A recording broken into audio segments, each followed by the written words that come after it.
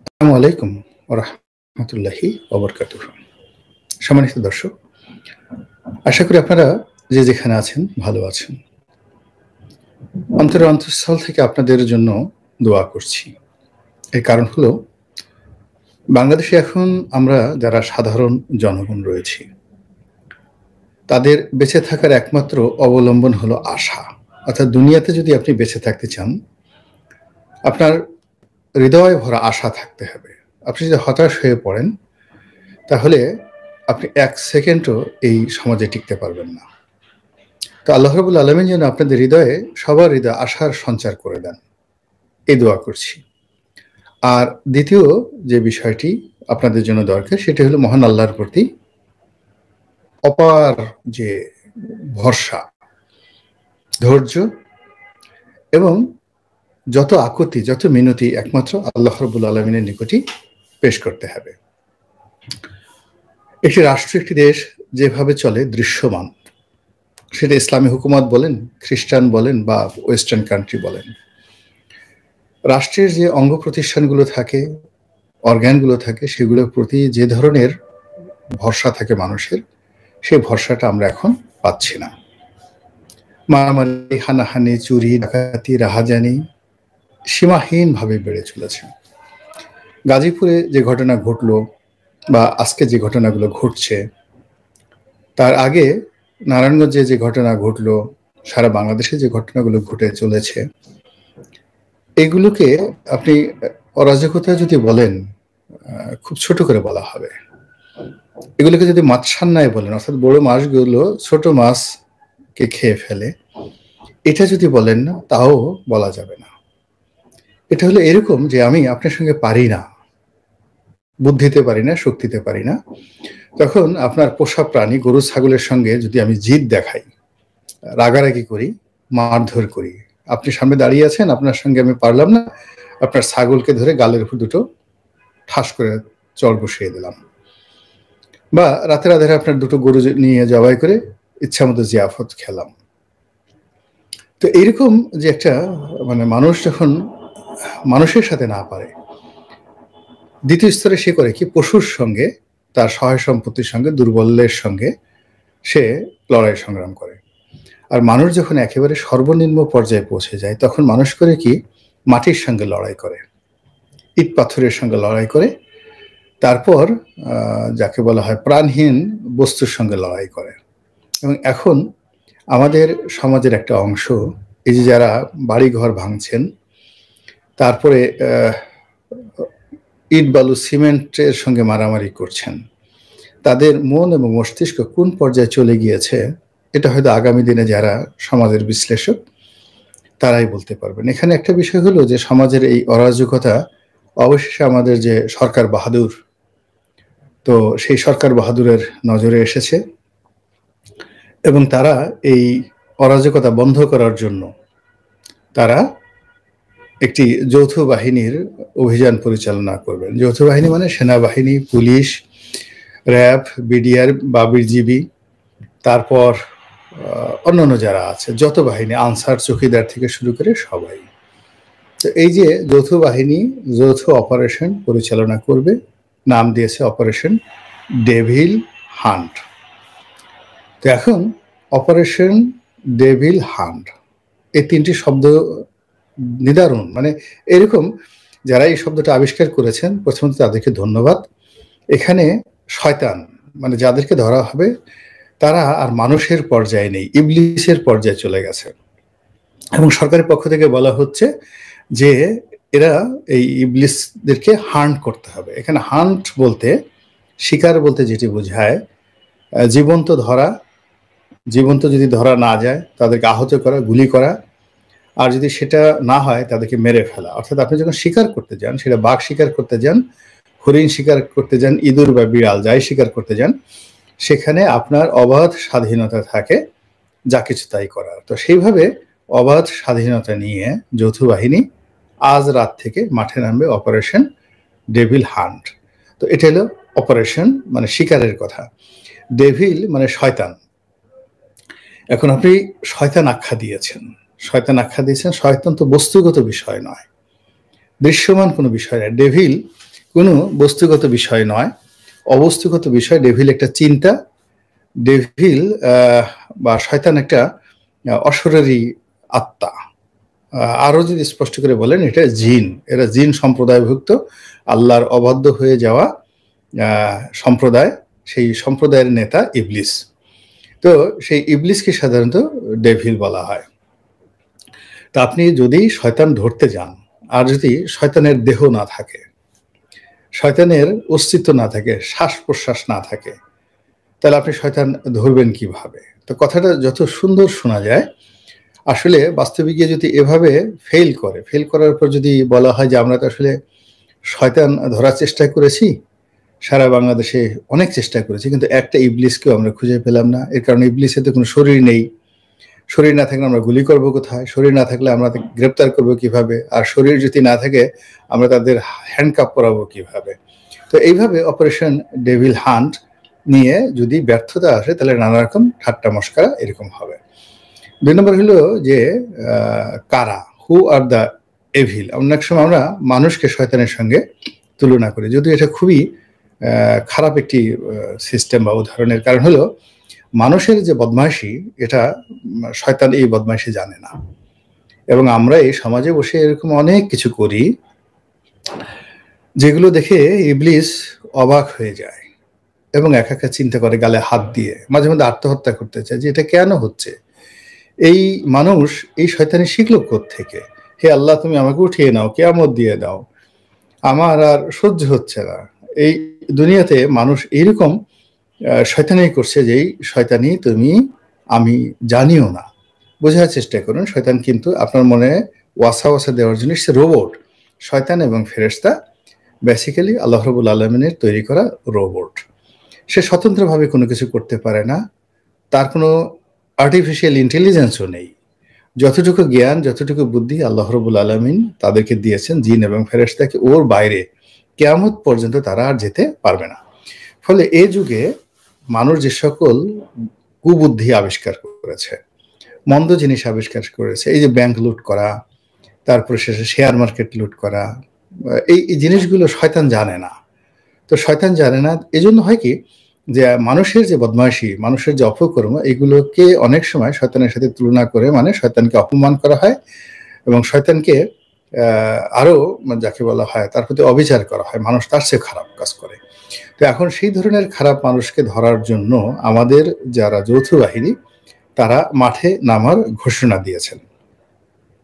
এখন এটার ফল কি হতে পারে এবং এটার ফলাফল ভালো হলে কি হবে, মন্দ হলে কি হবে, এই নিয়ে আলোচনা করব। তার আগে একটু দেখে নেই যে কারা কারা আমার সঙ্গে আছেন।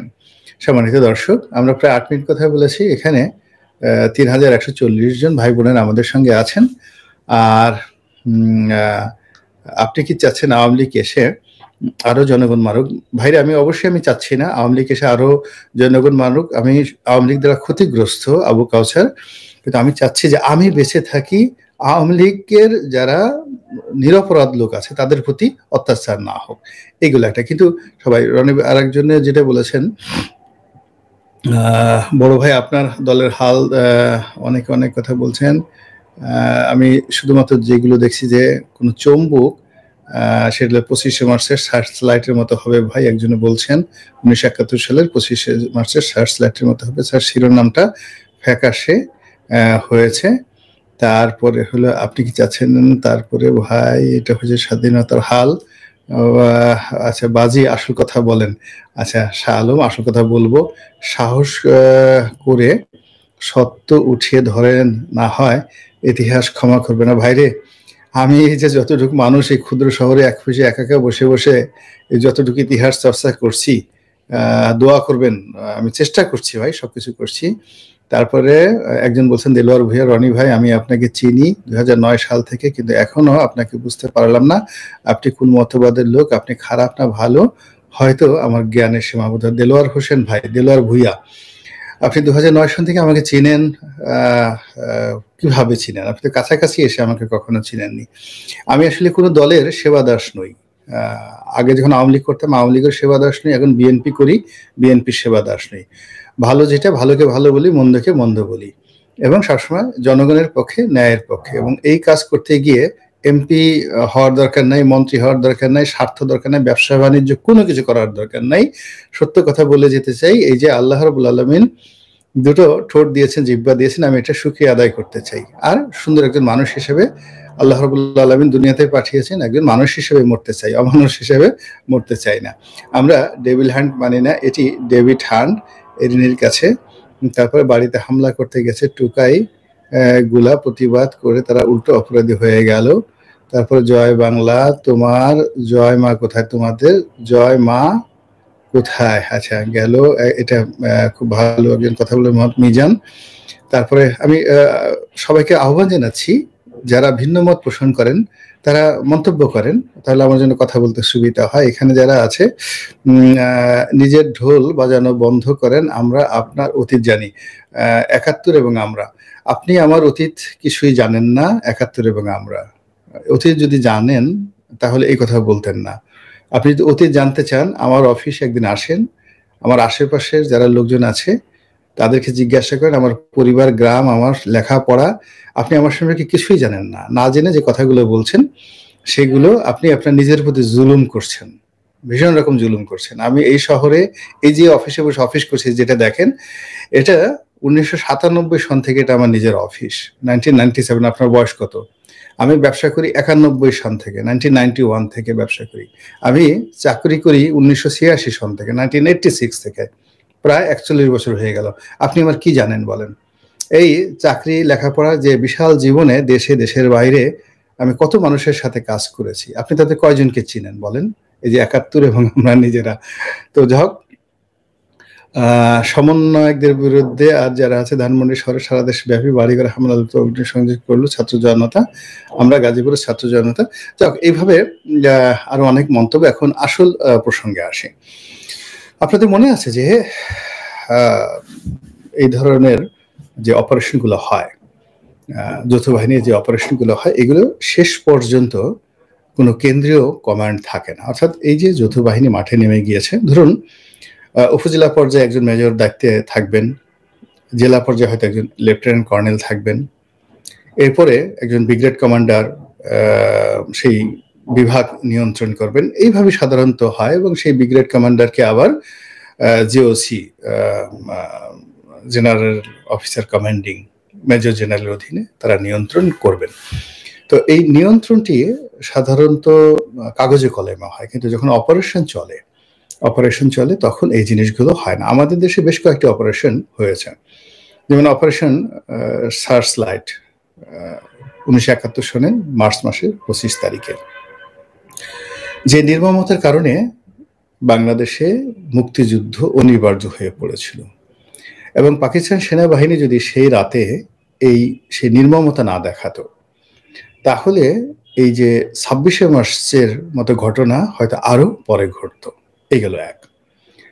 দ্বিতীয়ত হলো যে বঙ্গবন্ধুর জামানাতে তার নিজের দলের যে যারা লোকজন মুক্তিযোদ্ধার নামধারী, ভুয়া মুক্তিযোদ্ধা, আওয়ামী লীগের লোকদের অত্যাচার, যুবলোকদের অত্যাচার, জাসদের অত্যাচার, সিরাজ শিকদারের সর্বহারা পার্টির অত্যাচার, এরকম আরো অনেক, অন্তত 100টি আন্ডারওয়ার্ল্ড, মানে আন্ডার যাকে বলে ওয়ার্ল্ডের গ্যাং পার্টি ছিল এই সময়টাতে। তো এদের অত্যাচারে সারা বাংলাদেশ একেবারে তখন রীতিমতো জাহান্নাম হয়ে গিয়েছিল।